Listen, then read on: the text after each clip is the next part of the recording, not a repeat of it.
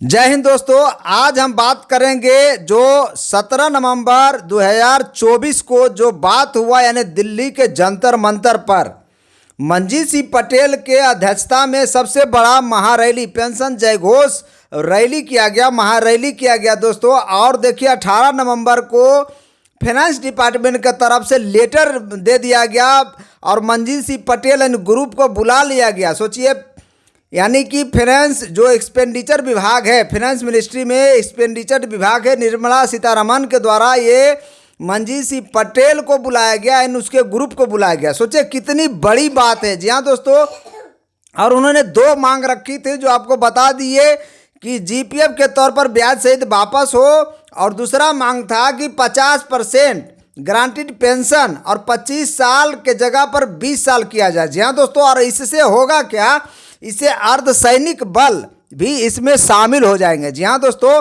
यानी सबसे ज़्यादा दिक्कत अगर यूपीएस में किसी को हो रहा था तो वो था अर्धसैनिक बल।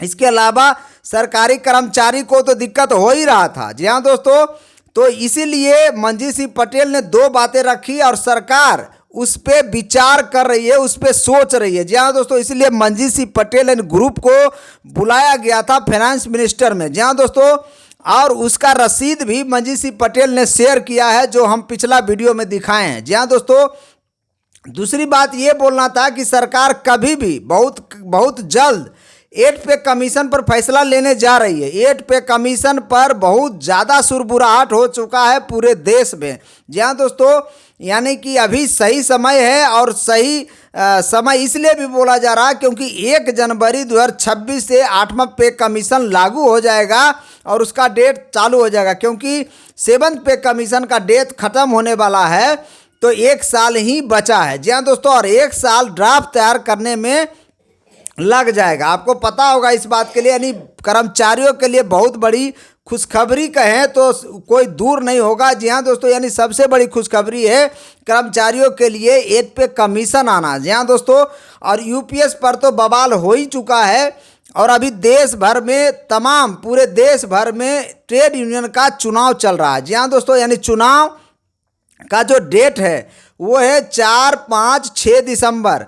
6 दिसंबर को ओपन लाइन वालों को वोट करना है और 4, 5 तारीख को वर्कशॉप और बाकी को वोट करना है। जी हाँ दोस्तों, ये बहुत बड़ी खबर है, और सारे ट्रेड यूनियंस बीच मैदान में उतर चुके हैं, कदम ताल ठोक चुके हैं, और सबका अपना अपना विचार है, और आपको हम पहले भी बता चुके हैं। जी हाँ दोस्तों, मजदूर यूनियन का कहना है कि हम यूपीएस लेकर आए हैं, 50% पेंशन की गारंटी तो लेकर आए हैं, और रही बात 10% कंट्रीब्यूशन का तो हम लड़ के ले लेंगे। जी हाँ दोस्तों, जबकि एनएफआईआर के जो रघुवैया उनका कहना है कि हमें हूबहू पुरानी पेंशन चाहिए, यानी कि जो पेंशन बेनिफिट्स हैं, जो पेंशन ओपीएस में जो सारी चीज़ें बेनिफिट्स मिलती थी वो सारी चीज़ें हमें यूपीएस के चाहिए, हमें तभी मंजूर होगा यूपीएस गजट। जी हाँ दोस्तों, आपको पता होगा कि यूपीएस गजट नोटिफिकेशन भी कुछ दिन में आने वाला है। जी हाँ दोस्तों, 2-3 चीज़ें जो सीरियल नंबर से लगा हो, 8 पे कमीशन की बात हो,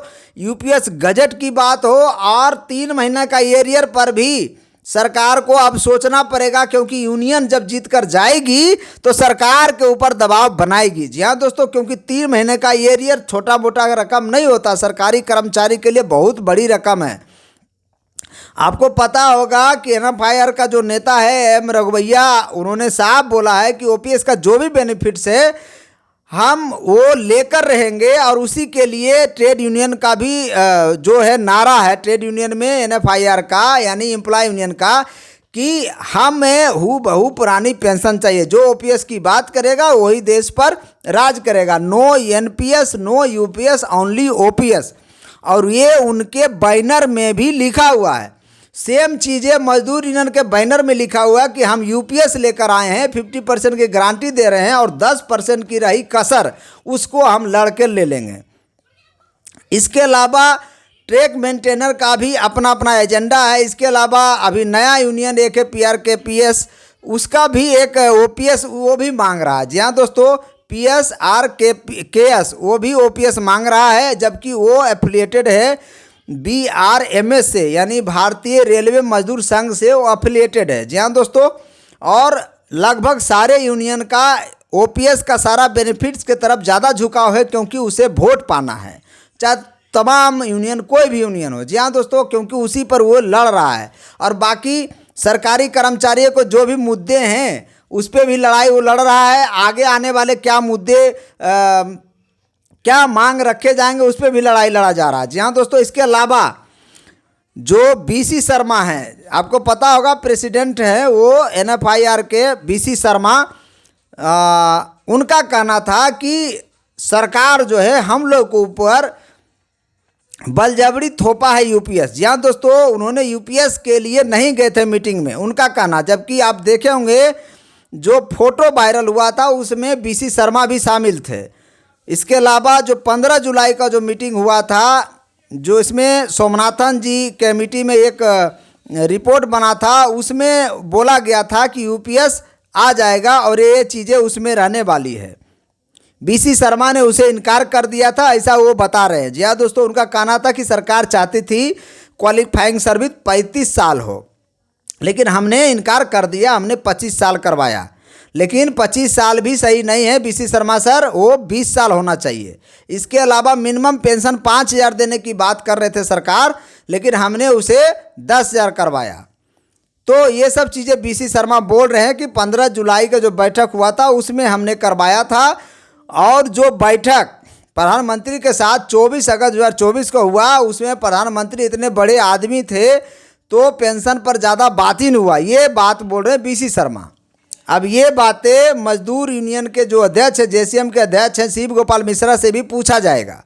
ये बातें NFIR का जो नेता हैं डॉक्टर M रघुवैया, उनसे भी पूछा जाएगा कि उस मीटिंग का सच्चाई क्या है। खैर कोई बात नहीं, जो भी सच्चाई हो, जो भी यूपीएस लेकर आए हों, पूरे देश का सरकारी कर्मचारी यूपीएस से खुश नहीं है। और अगर यूपीएस में ओपीएस की सारी सुविधा अगर डाल दी जाती है, तब चाहे आप नाम उसका कुछ भी रख लीजिए। जैसे मंजीत सिंह पटेल का कहना था कि आप उसका नाम मोदी पेंशन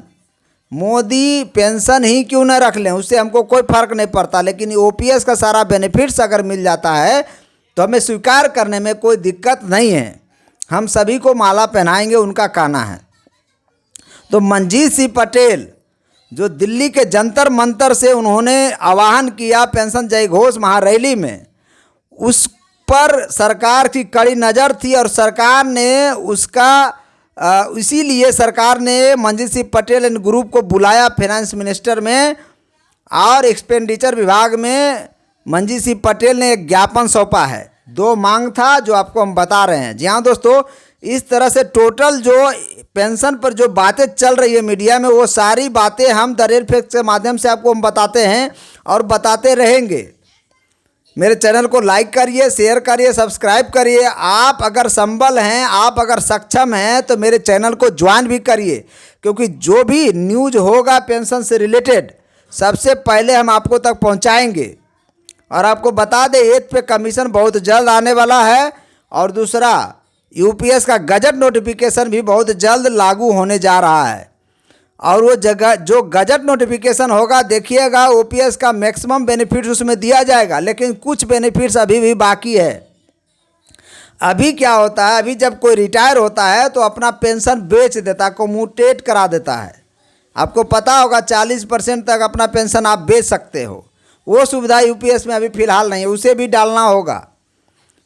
आप जब 70, 80 साल, 90 साल के होते हैं, उसी अनुपात में पेंशन बढ़ता है। ये बात हम पिछला वीडियो में बताए थे, वो भी डाला जाएगा उसमें।